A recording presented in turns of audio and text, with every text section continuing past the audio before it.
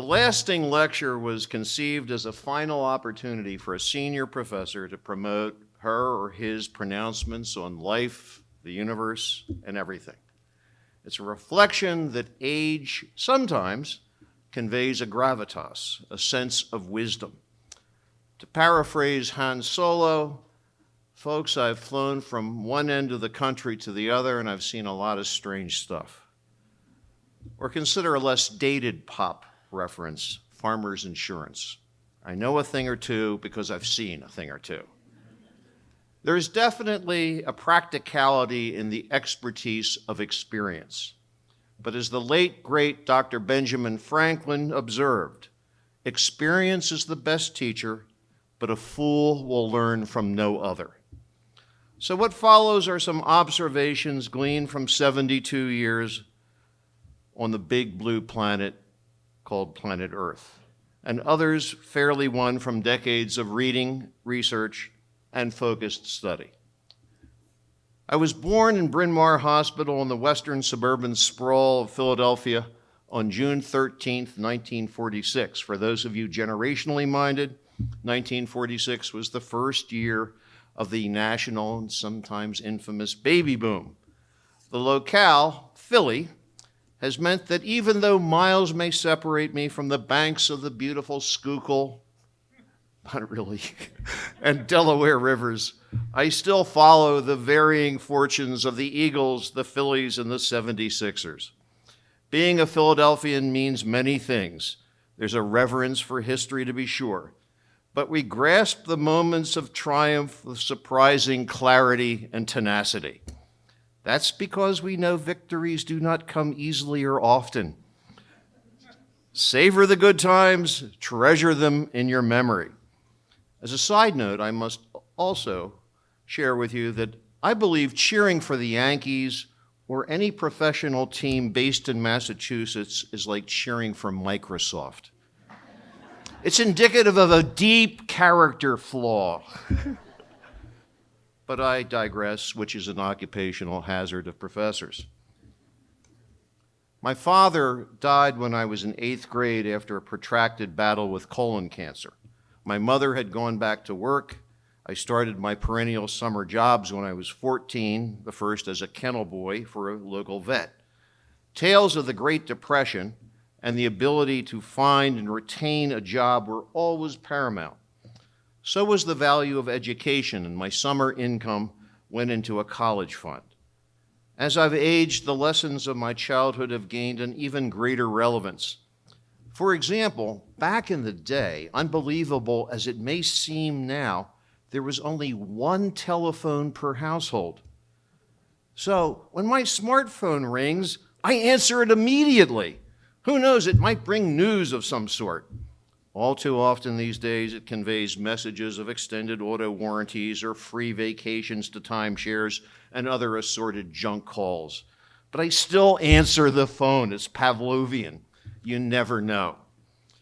Another childhood lesson was an appreciation of nature and especially water.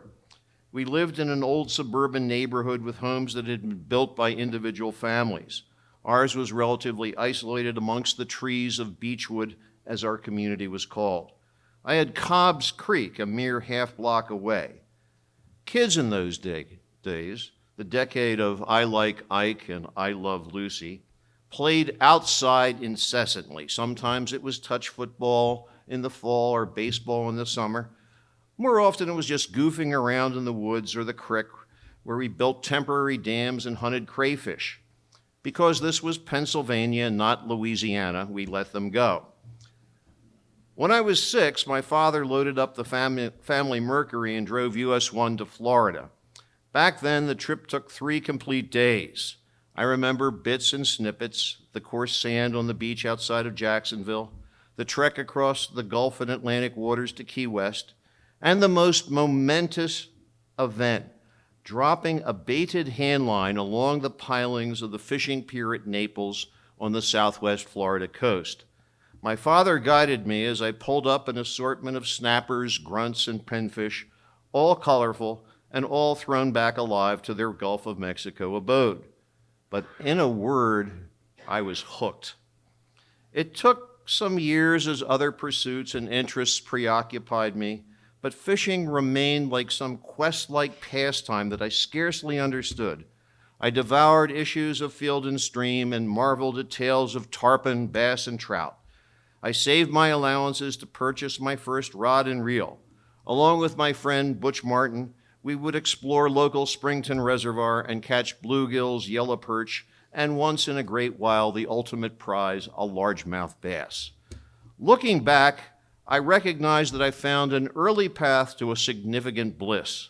As Joseph Campbell related in his classic, The Power of Myth, if you follow your bliss, you put yourself on a kind of track that has been there all the while waiting for you. And the life that you ought to be living is the one you are living. One's bliss is more than a hobby.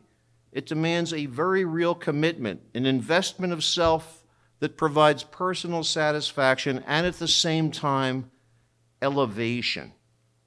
It's enjoyment and immersion in an activity that can extend across years and decades. And fishing, quite simply, has been my enduring bliss.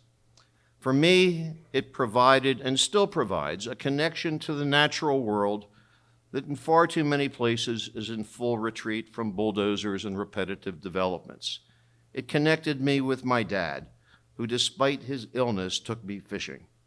And after his passing, it gave me solitude and solace to remember what I lost.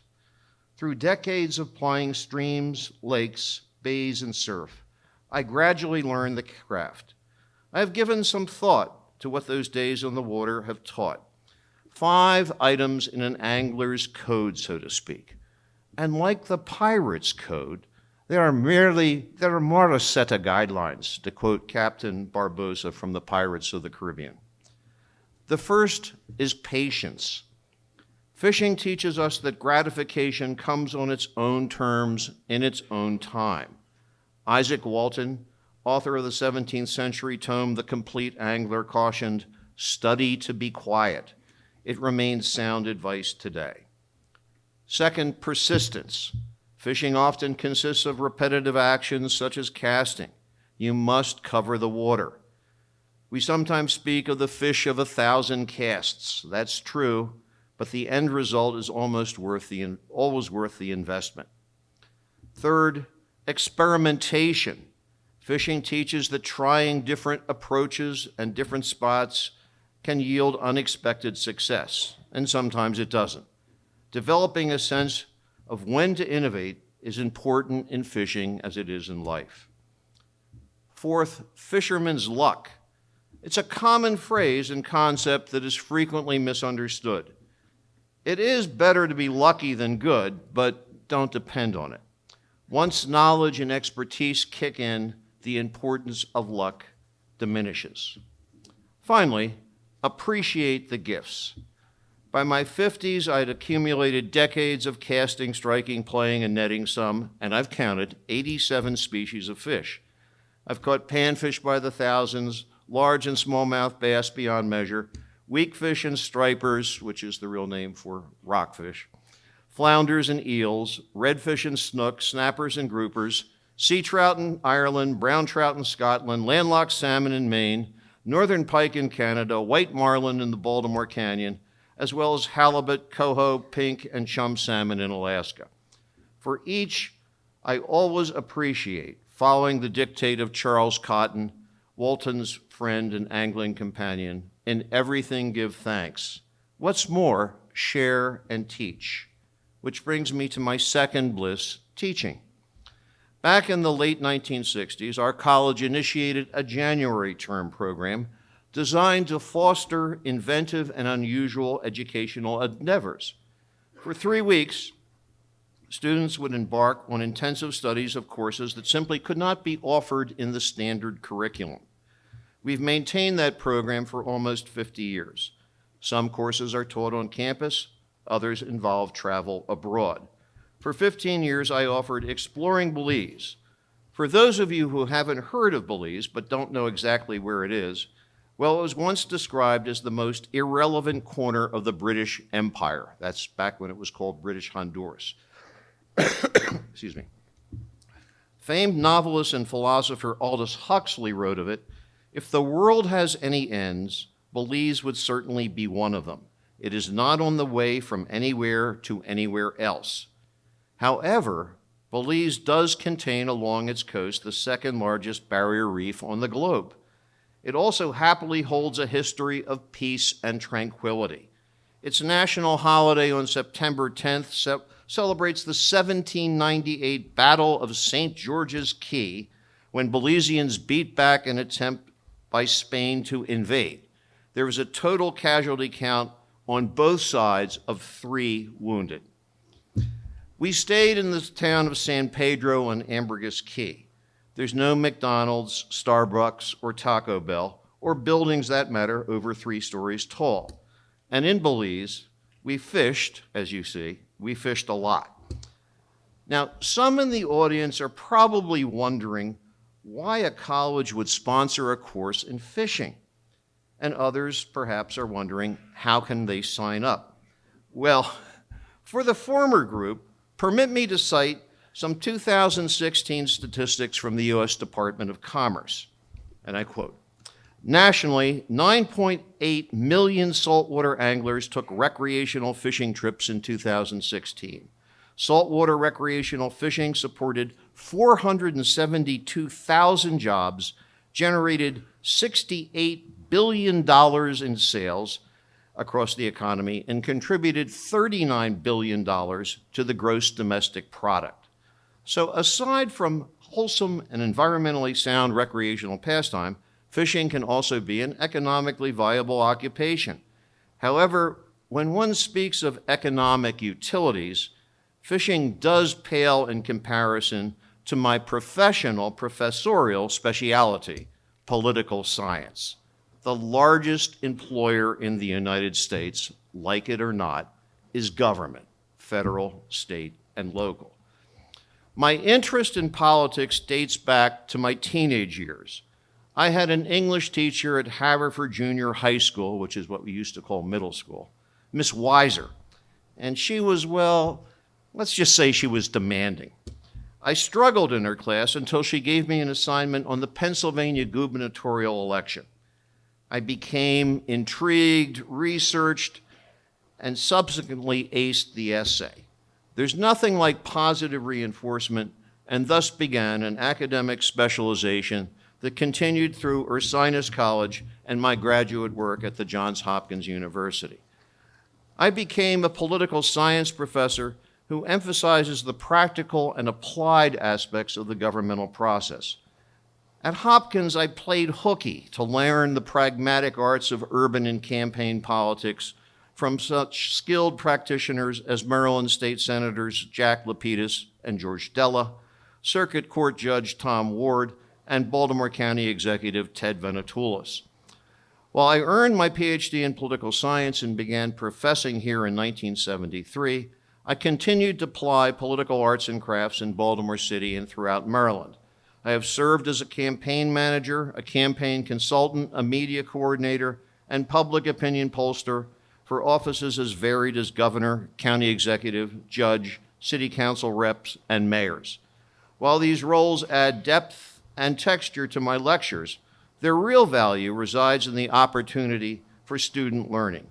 Often these forays provided internships for McDaniel undergraduates.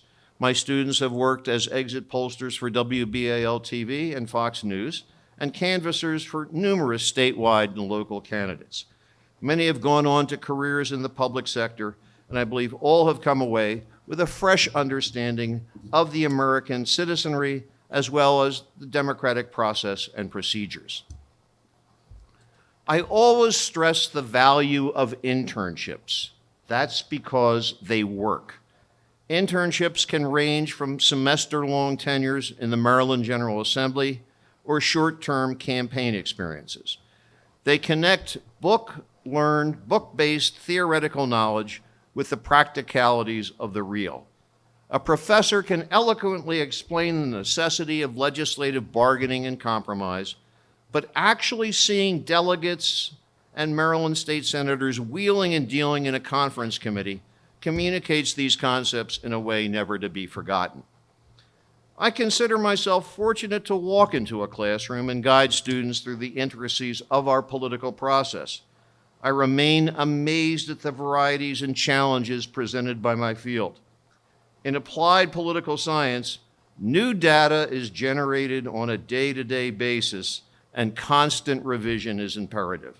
My lecture notes, well, they're a mess. They're almost always in a constant state of becoming, with marginal notes and news articles coexisting with earlier interpretations.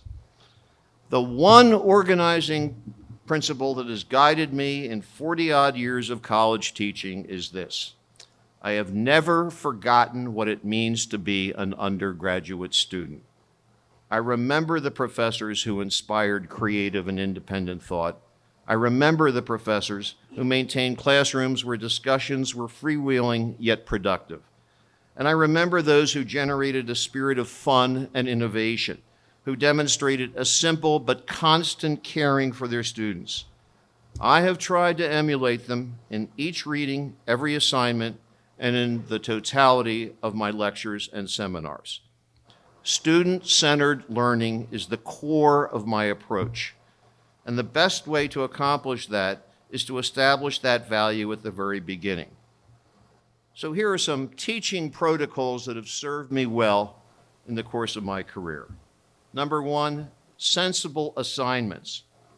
To establish importance and interest in analytical research, topics must have a direct relevance to the students.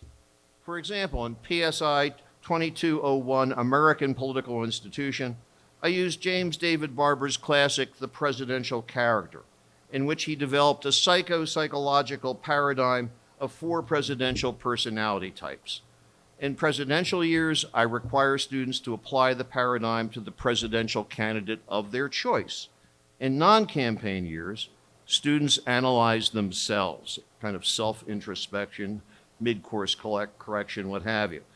Usually, over half of the papers submitted substantially exceed the assigned length, a sign that an assignment well and truly engages student interest. Secondly, simple fairness. Teaching courses in American politics and government is sometimes akin to negotiating a minefield.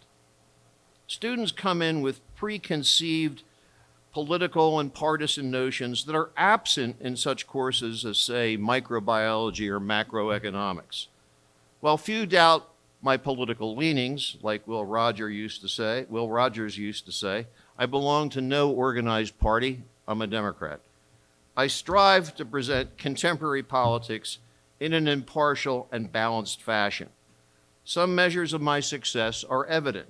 I have served as faculty advisor to both the McDaniel College Democrats and the McDaniel College Republicans. I also advise our delegation to the Maryland Student Legislature. 14 colleges and universities in the state belong to it. It's a statewide bipartisan group if there ever was one. Here I teach Republicans how to debate Democrats and vice versa. McDaniel students often fare well in the simulation of the state legislative process that's actually conducted in late April in the House of Delegates and State Senate chambers in Annapolis. We've won the Best Delegation Award 5 times in 15 years, which is a pretty good win ratio when you consider our competition includes College Park and Hopkins. Constructive critiques. This applies to both classroom discussions and paper comments. Almost always there is something of worth in a student's contribution, and that deserves recognition. Building personal self-confidence and a centered assertiveness takes small victory after small victory. I can provide those without sacrificing research, writing, or content standards. Fourth, frequent and timely feedback. About 30 years ago, I established a personal goal of returning all graded exams, quizzes, and research papers by the next class period. Now, in truth, I almost always schedule such evaluations for a Friday so I can use the weekend to grade. However, students appreciate the quick turnaround. And finally, assignments are opportunities and not obstacles. overcoming the long-established student mindset that research papers and exams are things I've got to do takes both professorial lobbying and innovation. I always connect assignments to challenges students will face after graduation. Oral presentations are a case in point. Speaking to small groups is a requisite skill for virtually every professional career. Students hearing that repeatedly will buy into the experience and treat it as the very real opportunity for skill set development that it is. Finally, as a political science professor, I recognize the trust that others have placed on me to educate their daughters and sons. Mine is not a field of abstraction. It is immediate and demanding. James Madison once wrote, "Knowledge will forever govern ignorance, and a people who mean to be their own governors must arm themselves with the power knowledge brings." I try my very best to arm my students with that knowledge. Our democracy demands nothing less. So that's an overview, a reflection of my twin passions, fishing and teaching, that have so marked my tenure on God's good earth. I would be remiss, however, not to express some gratitude to certain personalities who have helped me on the way. I am grateful for Douglas Adams, who taught me the great lesson to the meaning of life is 42. That's a reference to the Hitchhiker's Guide to the Galaxy. Google it. Dr. Hunter S. Thompson for Fear and Loathing on the Campaign Trail and serving as the model of Uncle Duke in the comic strip Doonesbury. Google him. H.L. Mencken, an original thinker, iconoclast, and scholar of the American language. He was from an early age the pride of Baltimore in arts and letters, and you really should Google him. Dan Rodericks of the Baltimore Sun, my fishing and podcast buddy, who has never forgotten the journalistic ethic that a good newspaper should comfort the afflicted and vice versa. Megan and Tyler, my daughter and son, and Stacy and Kim, my stepdaughters, who were and remain even better than they remember. And last, but far from least, I am grateful for Beth, my wife of some 20 years, who teaches me every day the lesson of Annie Perlix's final sentence in her masterpiece, The Shipping News. And that is simply, love can come without pain and misery, which lends itself to my final and ultimate lesson of bliss and a happy, contented life. Find love, cherish it, protect it, and pass it on. Thank you very much for your attention.